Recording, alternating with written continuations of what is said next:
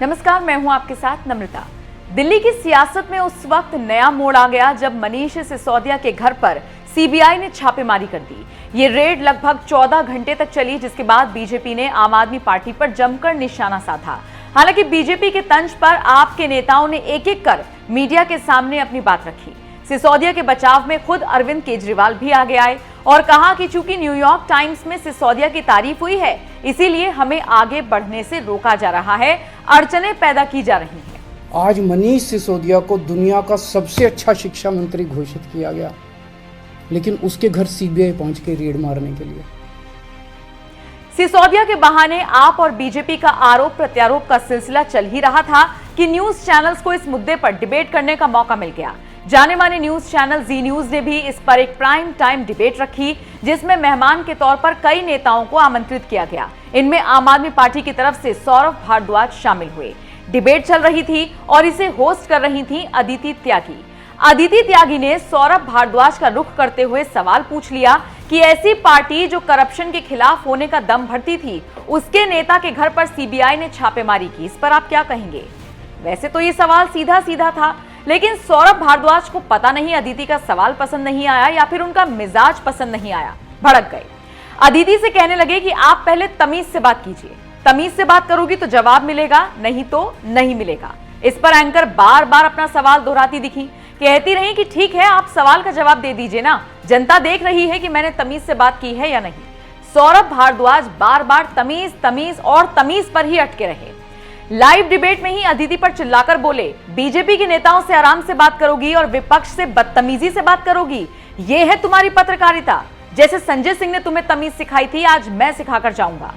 सौरभ यहां भी नहीं रुके, पूछने लगे, अपने घर पर भी ऐसे ही बात करती हो क्या? अदिति यहां पर भाषा की मर्यादा रखते हुए कड़ाई से अपनी बात रखती हुई नजर आई। इस डिबेट में हुई ये तीखी नोकझोंक का वीडियो सोशल मीडिया पर वायरल हो रहा है। अब चूंकि ये जी न्यूज की लाइव डिबेट थी, इसलिए इसका वीडियो तो हम आपको नहीं दिखा सकते, लेकिन हाँ, आप इसका वीडियो ट्विटर पर या फिर जी न्यूज के पेज पर जाकर देख सकते हैं। वैसे सिसोदिया के घर पर रेड पड़ी तो एंकर के जवाब पर सौरभ इतना क्यों भड़के, ये तो वही जाने। लेकिन केजरीवाल इस पर कैसे सफाई देते हुए नजर आए, उसके साथ आपको छोड़े जा रही हैं। आपका इस पूरी खबर पर क्या कहना है, कमेंट करके अपनी राय जरूर दीजिएगा। आप सब लोगों को नमस्कार। आज मैं आप सब लोगों को एक बहुत अच्छी खबर देने के लिए आया हूँ। एक ऐसी खबर जिससे आप बहुत खुश हो जाएंगे, हर भारतवासी का सीना चौड़ा हो जाएगा। अमेरिका दुनिया का सबसे शक्तिशाली देश है। अमेरिका दुनिया का सबसे अमीर देश है और अमेरिका का सबसे बड़ा अखबार है न्यूयॉर्क टाइम्स। न्यूयॉर्क टाइम्स में खबर छपने के लिए बड़ा मुश्किल होता है। न्यूयॉर्क टाइम्स में खबर छपना, कल के न्यूयॉर्क टाइम्स के फ्रंट पेज पे ये खबर छपी है। दुनिया के सबसे शक्तिशाली देश के सबसे बड़े अखबार के फ्रंट पेज पे ये दिल्ली के शिक्षा मॉडल पे खबर छपी है और इस खबर में लिखा हुआ है कि दिल्ली के अंदर, भारत में दिल्ली के अंदर शिक्षा क्रांति हो रही है। दिल्ली के सरकारी स्कूल बहुत शानदार हो गए हैं।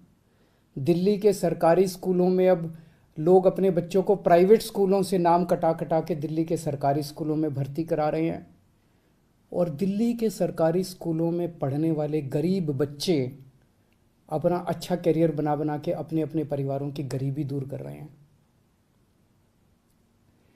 न्यूयॉर्क टाइम्स के फ्रंट पेज के ऊपर पूरी दुनिया के सबसे शक्तिशाली देश के सबसे बड़े अखबार के फ्रंट पेज के ऊपर भारत के बारे में इतनी अच्छी खबर छपना, दिल्ली के बारे में इतनी अच्छी खबर छपना, हर भारतवासी का आज सीना चौड़ा है। मैं सभी भारतवासियों को बधाई देना चाहता हूँ, बहुत बहुत बधाई। इस खबर में मनीष सिसोदिया जी की फोटो छपी है। न्यूयॉर्क टाइम्स के फ्रंट पेज पे आने के लिए दुनिया के सभी देशों के प्रधानमंत्री, राष्ट्रपति मतलब बेचैन रहते हैं कि हमारा नाम, हमारी फोटो आनी चाहिए। वहाँ पे मनीष सिसोदिया जी की फोटो छपी है आज कल के न्यूयॉर्क टाइम्स के अंदर। इस खबर का मतलब ये है कि मनीष सिसोदिया को भारत, दिल्ली का नहीं, देश का नहीं, दुनिया का सबसे अच्छा शिक्षा मंत्री घोषित किया गया एक तरह से। मनीष सिसोदिया जी दुनिया के सबसे अच्छे शिक्षा मंत्री हैं। ये बहुत बहुत गर्व की बात है। न जाने कितने सालों के बाद, मुझे तो पुराना कोई याद नहीं आ रहा कि न्यूयॉर्क टाइम्स के फ्रंट पेज के ऊपर भारत के बारे में कोई इतनी बड़ी पॉजिटिव स्टोरी छपी हो। कुछ नेगेटिव स्टोरीज तो देखी हैं मैंने। 1-2 साल पहले छपा था कि कोरोना में सबसे ज़्यादा मौतें हो गई भारत में, और कई सारी देखी, लेकिन पॉजिटिव इतनी बड़ी स्टोरी बड़ी बात है। परसों ही, आपको याद होगा, परसों ही हम लोगों ने ऐलान किया था कि हमें भारत को दुनिया का नंबर 1 देश बनाना है। 130 करोड़ लोगों को जोड़ना है, 130 करोड़ लोगों का अलायंस बनाना है। अब भारत रुकेगा नहीं, अब भारत थमेगा नहीं। हम सब लोगों को मिलकर भारत को दुनिया का नंबर 1 देश बनाना है। परसों ही हम लोगों ने ऐलान किया था और कल ये खबर छप गई। बहुत बड़ी बात है। एक तरह से कुदरत हमारा साथ दे रही है, भगवान हमारा साथ दे रहा है। भारत का दुनिया का नंबर 1 देश बनने का जो सपना है 130 करोड़ लोगों का, वो सपना अब साकार होने लगा है। समय लगेगा, मेहनत लगेगी, खूब मेहनत करनी पड़ेगी, पर अच्छी चीज़ ये है कि ब्रह्मांड की सारी शक्तियाँ हम सब लोगों की, भारत के लोगों की मदद कर रही है। बहुत बड़ी बात हो रही है। भारत 75 साल पहले आज़ाद हुआ। लोग पूछ रहे हैं कि इन 75 सालों में कई छोटे छोटे देश हमारे बाद आज़ाद हुए, वो हमसे आगे बढ़ गए, दूसरे देश हमसे आगे बढ़ गए, भारत पीछे क्यों रह गया? जबकि भारत के लोग इतने इंटेलिजेंट हैं, भारत पीछे क्यों रह गया? पूरे भारत के लोग जानना चाहते हैं, भारत के लोग पूछ रहे हैं। अगर हम लोगों ने इन्हीं पार्टियों और इन्हीं नेताओं के भरोसे देश को छोड़ दिया तो अगले 75 साल भी देश आगे नहीं बढ़ेगा। अगले 75 साल भी यूं ही बीत जाएंगे, भारत पीछे रह जाएगा। 130 करोड़ लोगों को साथ आना पड़ेगा। अड़चनें भी बहुत आएंगी, आसान काम नहीं है। बहुत तंग करेंगे, बहुत अड़चनें आएंगी, बहुत तरह की दुविधा पैदा करेंगे। आज मनीष सिसोदिया को दुनिया का सबसे अच्छा शिक्षा मंत्री घोषित किया गया, लेकिन उसके घर सीबीआई पहुंच के रेड मारने के लिए। तो अड़चनें बहुत आएंगी। पिछले 7 साल में भी कोई आसान काम नहीं था न्यूयॉर्क टाइम्स के फ्रंट पेज पे आना और दिल्ली के अंदर शिक्षा क्रांति करना। पिछले 7 साल में भी मनीष जी के ऊपर न जाने कितनी बार रेड हुई है। ये पहली रेड नहीं है, पहले भी कई बार रेड कर चुके, कई झूठे केस कर चुके मनीष जी के ऊपर, मेरे ऊपर कई बार रेड कर चुके, सतिंदर जैन पे, कैलाश गहलोत पे, हमारे कितने लोगों पे ये लोग रेड कर चुके। कुछ नहीं मिला, अभी भी कुछ नहीं मिलेगा।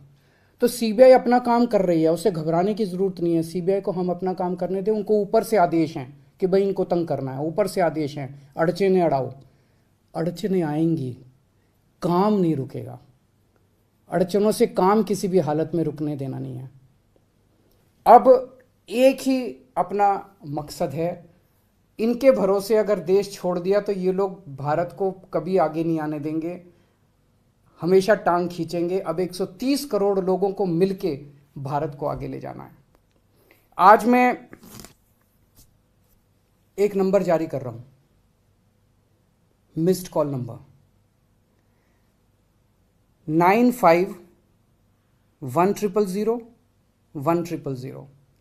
मैं दोबारा बोल दूं, 95100100 मिस्ड कॉल नंबर है।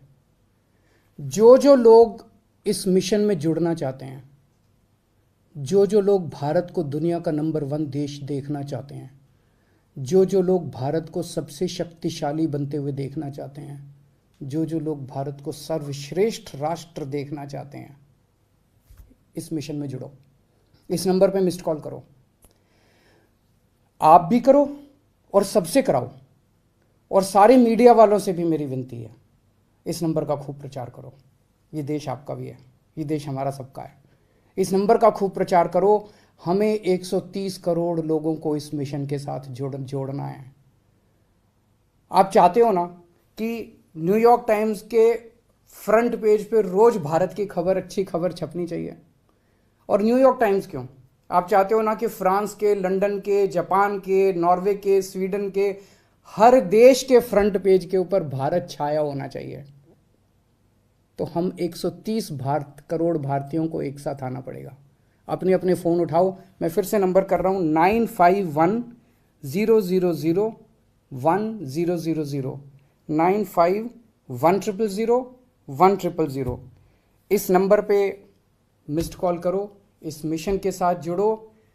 अड़चने फिर से मैं कह रहा हूँ बहुत आएंगी, बहुत बीच बीच में ऑब्स्टेकल्स आएंगे, लेकिन अब भारत रुकेगा नहीं, अब भारत थमेगा नहीं। बहुत बहुत शुक्रिया, थैंक यू।